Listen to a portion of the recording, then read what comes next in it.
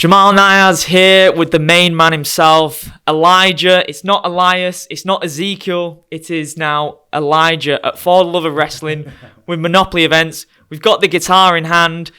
How amazing has this weekend been? Catching up with old friends and nerding out with the fans. Right, yeah, this is crazy for me. It's my first ever convention. It's the biggest one in Europe. The turnout is just blowing me away. All the people coming up and telling me their personal stories about when they saw me, certain things I said. I'm seeing people that have named their kids after me.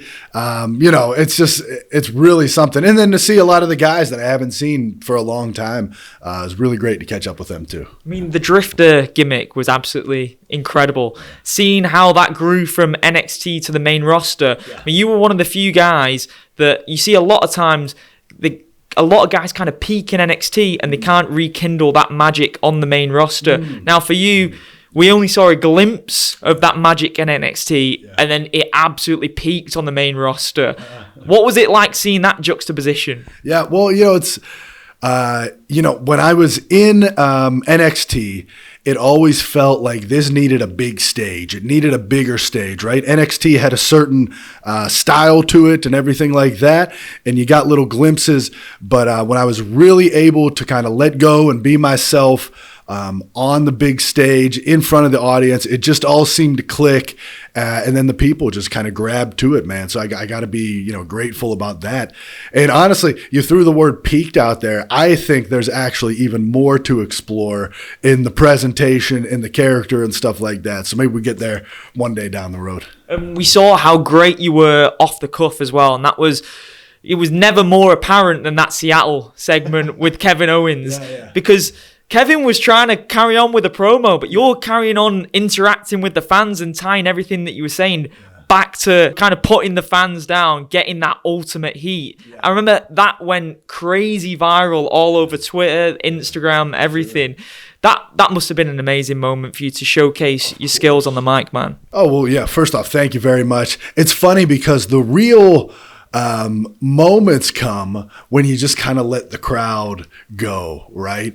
And that was just a moment where I know Kev was trying to push through, but I'm just going, you know what? They're so loud. They're so angry, whatever it was. I'm just going to sit here and let them get it all out. You know what I mean? But, it's so interesting because Seattle, obviously, it stands out. They booed forever and loud and violently.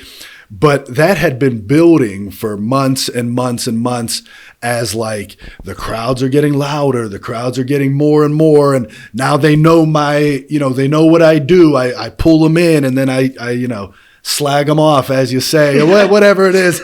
I do that. And so that had really been built, and Seattle was like this culmination of, just wow, we know it's coming, and when he hits us, we're going to give it to him. It was a really memorable moment.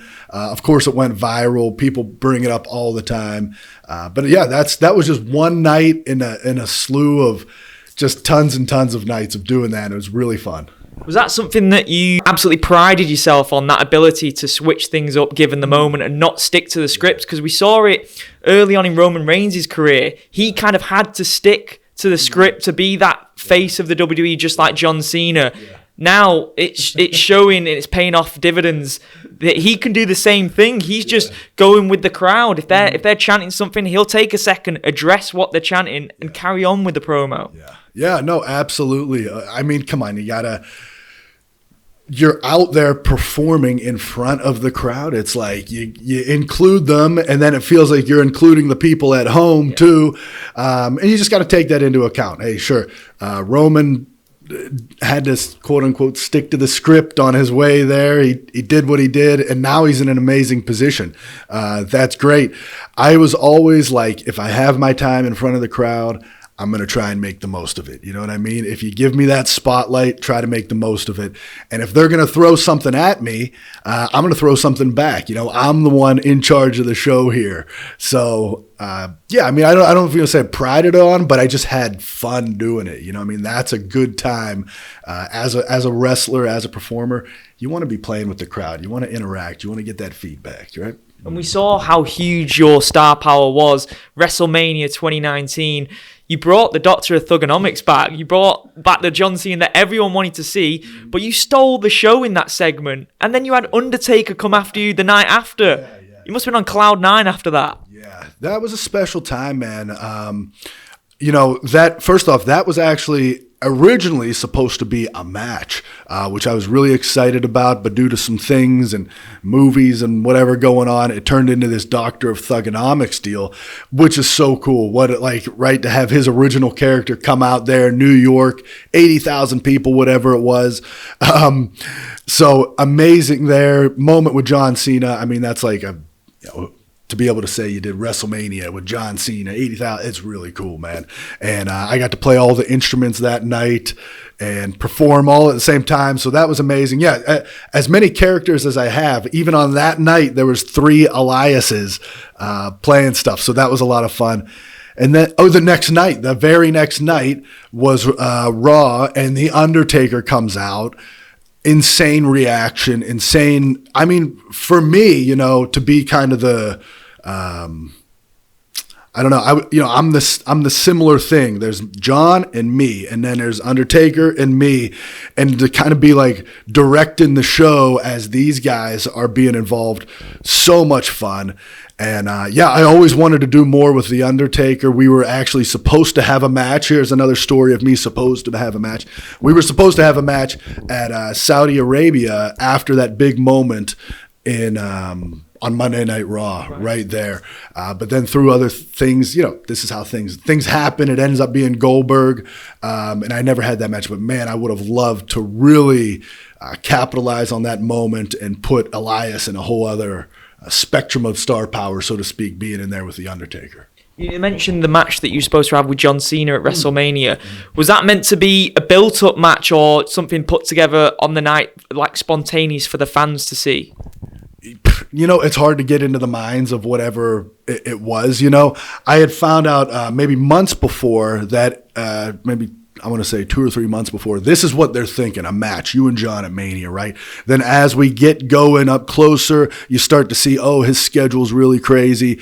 Okay, well, hey, I could just keep it going with my segments on TV. I'm able to do that, call him out. And I think I'd have to go back and watch the TVs, but I'm thinking I might have even planted seeds in my promos leading up to WrestleMania. But, as far as like what the original plan was for the story, tough to say. I don't know. I know that there was also talks of it the year before, but then it actually ended up being John and The Undertaker. Yeah. It's funny that I keep getting associated with those guys. But then I just interrupted, and John beat me up for a little bit at that WrestleMania. You know what I mean? So we kind of had our little story there for a minute. But yeah, as far as like what was going on in the inner workings of the creative mind of it all, not sure what the plan was there.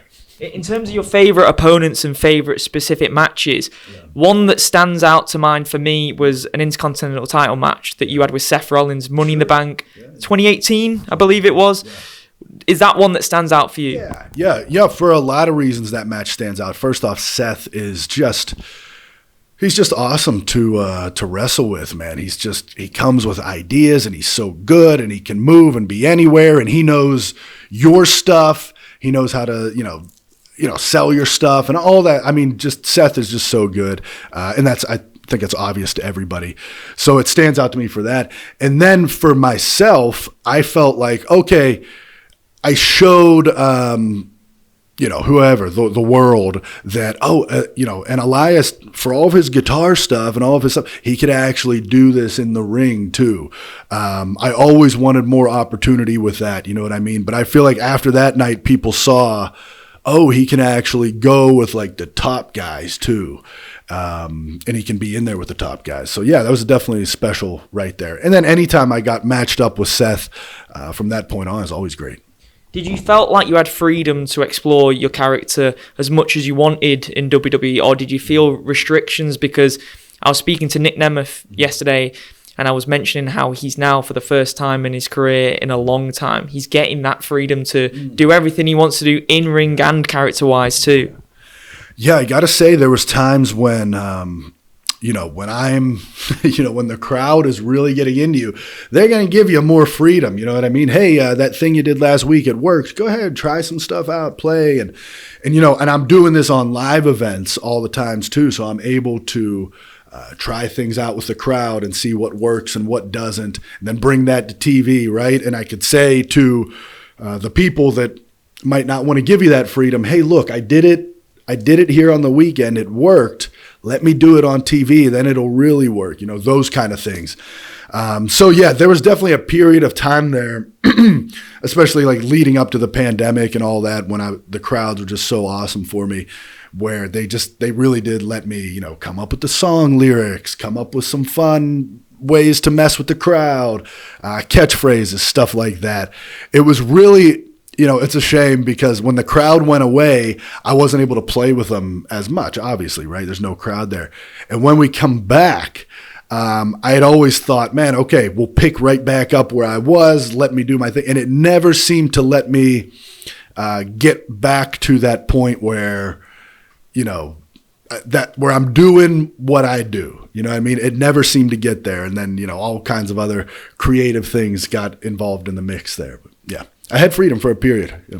I think a lot of people want to see you explore even more freedom now in the likes of AEW, potentially TNA, New Japan. Yeah. Out of those three companies that I mentioned, which one is the most enticing to you?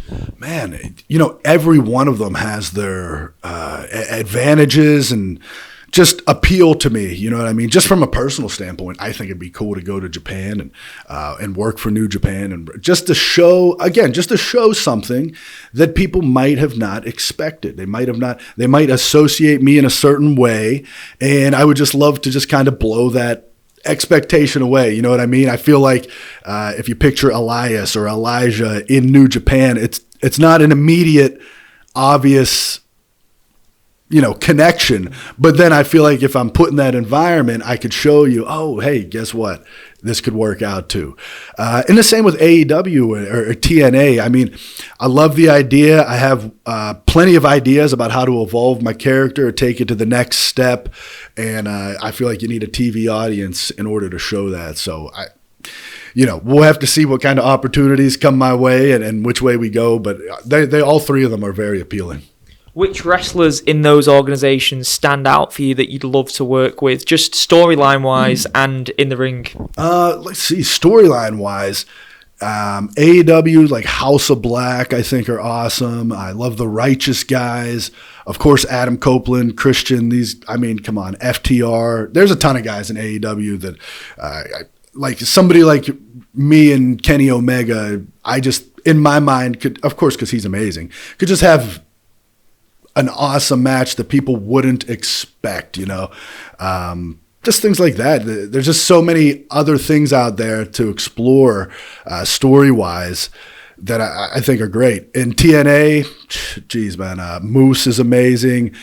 Steve Macklin I think he's come from, I known him from NXT times, and to see him kind of get his opportunity there and flourish blows me away. I think it's awesome, and I'd love to mix it up with him in my own way there. So you got it, man. I mean, anywhere you go, you give me that kind of opportunity with the spotlight and a story, I think you're going to make some magic for sure. Final one, what's it been like mixing with the fans this weekend and hearing those memories? Yeah. And have people been asking you, how is Elijah going to be different to Elias? Yeah, so, actually, no, nobody's really been asking me that one. First off, everybody wants to know how's Zeke doing. That's everybody's main concern, it seems, And for everybody out there, he's still recovering.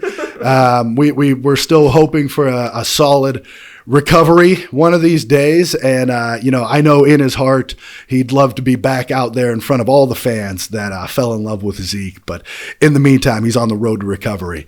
But then as far as seeing, all these people come out and they tell me their personal stories, and people who have named their children after me, and which is just unbelievable in itself to think about that. And people that have met me at airports, and random toy stores and signings. And, they saw me in some random, I can't say random, but like live event in Liverpool 5 years ago. And you said this and that. And it's just amazing to me that these things really stand out to people.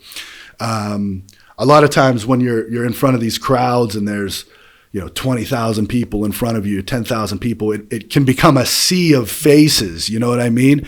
And then to hear that, in that sea of faces, there was one person that totally connected to what you said or how you said it or the way you looked at, it kind of blows me away to come here and really hear those like personal stories. Really, really something, man. We need to see an Elijah world title run this year as well. Yeah, hopefully. I love that, definitely. Yeah, of course, brother. I mean, come on, world title run would be incredible. Deserve it. I appreciate, man, everything you said here is really, really great. Yeah. Appreciate the time, man, and enjoy your Nando's for dinner this day. Getting treated like a king here in Manchester. Come on, Nando's is great. I knew coming over here, I'm like, can somebody hook me up with Nando's ASAP? Had it yesterday, feeling great today. No surprise. Amazing. Appreciate the time, man. Thank you, brother.